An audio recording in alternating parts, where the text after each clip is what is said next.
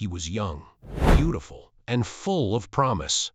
A face that captured innocence, a voice that carried truth, and a heart that wanted nothing more than to make the world a better place. But behind those soulful eyes hid a pain that no one truly saw coming.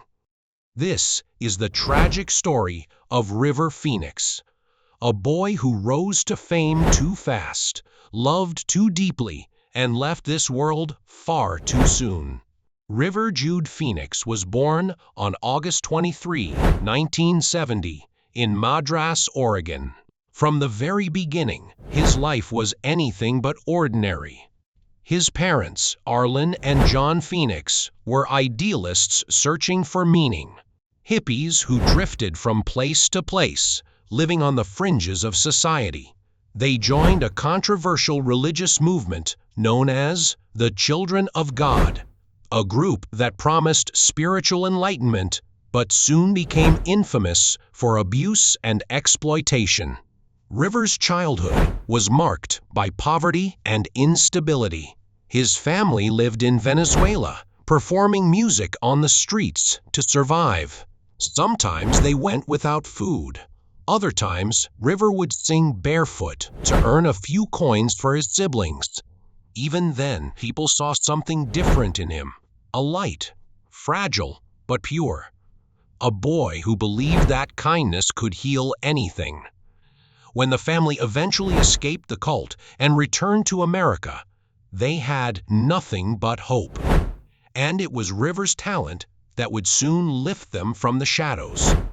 By the time he was 10, River was already auditioning for television commercials and small roles. He stood out immediately. He wasn't like other child actors. He didn't fake emotions, he felt them. Producers called him a natural. And soon, he landed his breakthrough role in Stand By Me, 1986.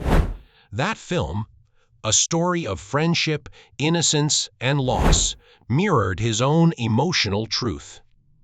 As Chris Chambers, the troubled yet wise boy from the wrong side of the tracks, River didn't just act, he became the character.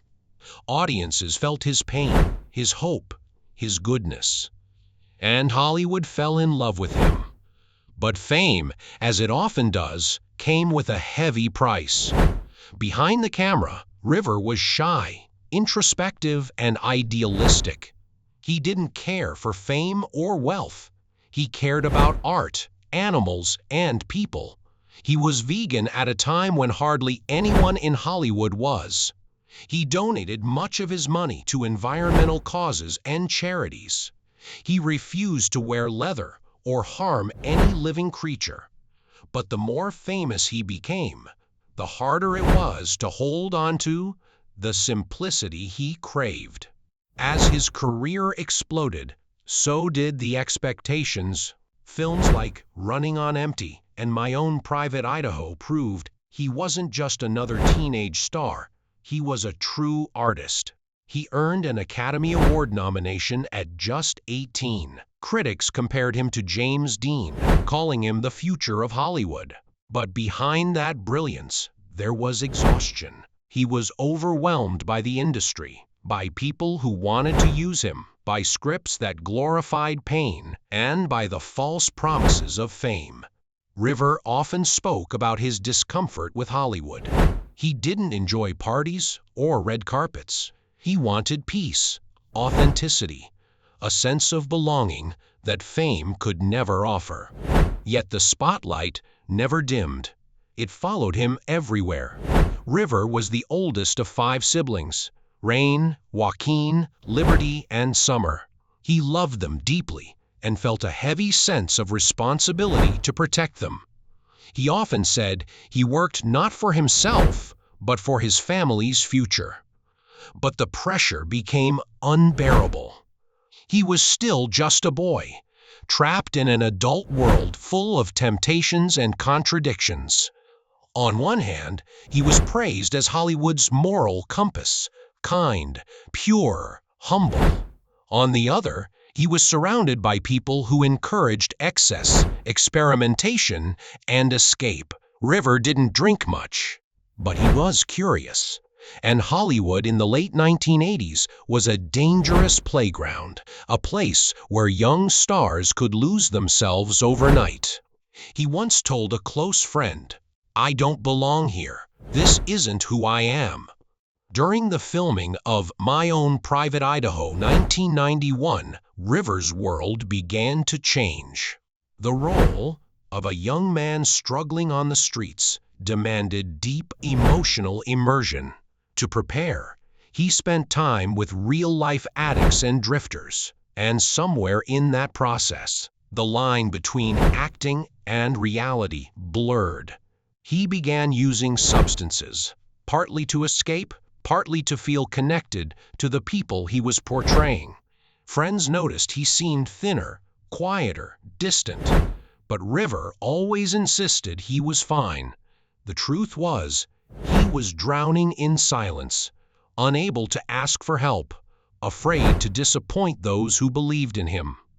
By 1993, River was 23 years old and filming Dark Blood, a movie that would become his last. He seemed tired, but determined. He spoke often about taking a break from acting, writing music, and living simply in nature. He wanted to start fresh. But fate had other plans. On the night of October 30, 1993, River arrived at the Viper Room, a popular Hollywood club partly owned by Johnny Depp. He was there with his girlfriend, Samantha Mathis, and his siblings, Joaquin and Rain. It was supposed to be a casual night, a few friends, some music. But as the night went on, things took a dark turn. River mixed substances, unaware of how lethal the combination would be. Moments later, he stumbled outside, collapsing on the sidewalk. His younger brother Joaquin made a desperate 911 call, his voice shaking with fear. Rain tried to revive him, but it was too late. River Phoenix, one of the brightest souls of his generation, was gone. He was only 23. News of his death sent shockwaves around the world. Fans gathered outside the Viper Room, lighting candles, leaving letters, crying quietly for a man who seemed too gentle for Hollywood. Fellow actors described him as pure-hearted, compassionate, and wise beyond his years. His death wasn't just the loss of a star, it was the loss of hope. He had represented something rare. The idea that you could be famous and still good. And when he was gone, it felt like that light went out with him. His unfinished film, Dark Blood, remained incomplete for years, a haunting symbol of what could have been. In the years since his passing, River's family, especially Joaquin, has spoken about the lasting pain of that night, but they also speak about his love, his humor, his music, his empathy. Joaquin once said, "River was the best part of our family. Everything I am, I owe to him." Even decades later, River's legacy lives on.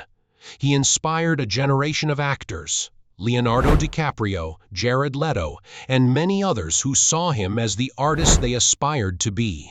His quiet rebellion against Hollywood's emptiness, his refusal to sell out, and his compassion for the planet made him timeless.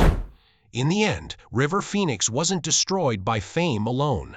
He was destroyed by the weight of his own heart, too sensitive for the chaos of the world he lived in.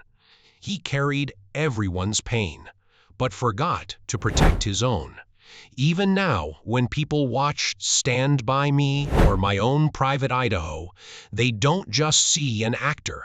They see a soul, vulnerable, searching, human. And maybe that's why River Phoenix still feels alive today. Not in body, but in the quiet ache of every person who ever felt lost, misunderstood, or too kind for a cruel world. River once said, "I don't want to be remembered for the movies I made. I want to be remembered for the person I was." And he will be, because some stars don't fade. They burn forever, even after the light goes out.